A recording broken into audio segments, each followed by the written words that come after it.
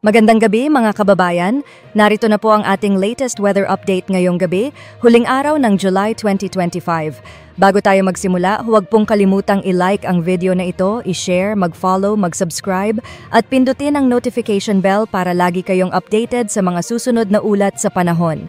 Ngayong July 31, tingnan natin kung ilan ang posibleng mabuo na bagyo sa darating na buwan ng August. Ayon sa historical data ng PAGASA, inaasahan nating mayroong 2 to 3 tropical cyclones na maaaring pumasok o mabuo sa Philippine Area of Responsibility, PAR.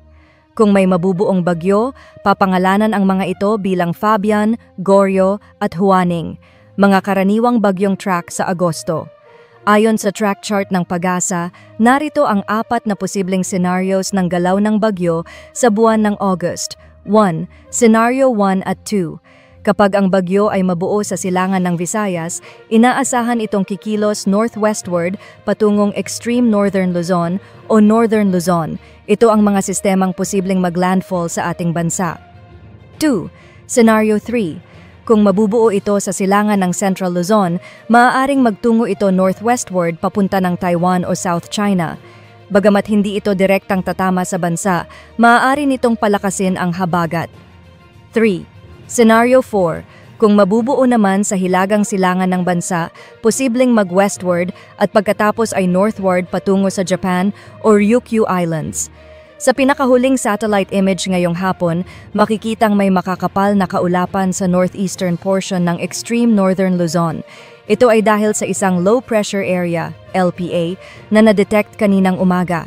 Sa kasalukuyan, nasa labas pa ito ng PAR, pero may mataas na posibilidad na maging isang ganap na bagyo. Wala itong direktang epekto sa bansa sa ngayon, ngunit maaaring pumasok at agad ring lumabas ng PAR. Ang LPA na ito ay una nang nakita noong Tuesday sa forecast model na may potential for development.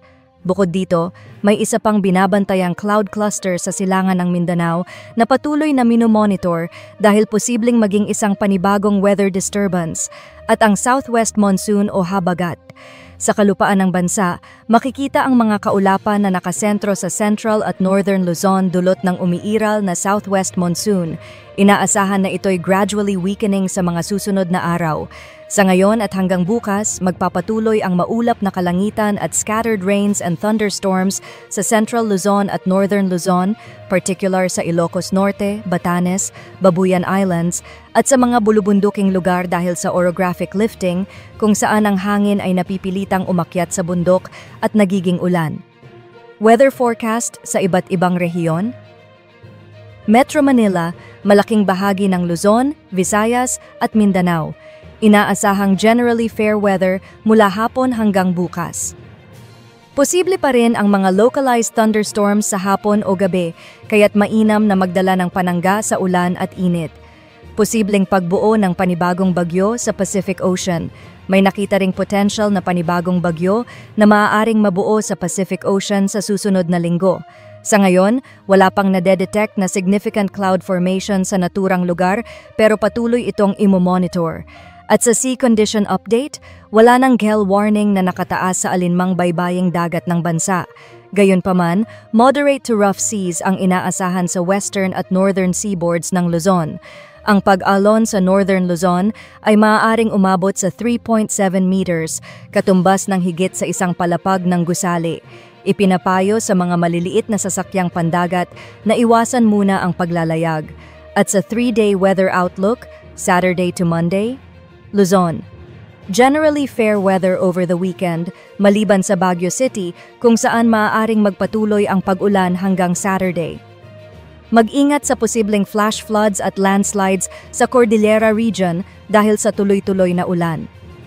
Pagdating ng Sunday to Monday, mas klaro na ang pagbuti ng panahon. Visayas and Mindanao, weekend to Monday, mainit ang panahon sa buong weekend at iyan ang ating lagay ng panahon ngayong gabi. Lagi pong mag-ingat sa biglaang pag-ulan, matinding sikat ng araw at sa kondisyon ng dagat.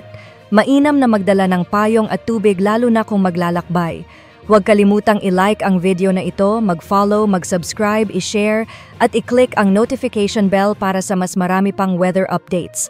Maraming salamat sa panonood at ingat po tayong lahat.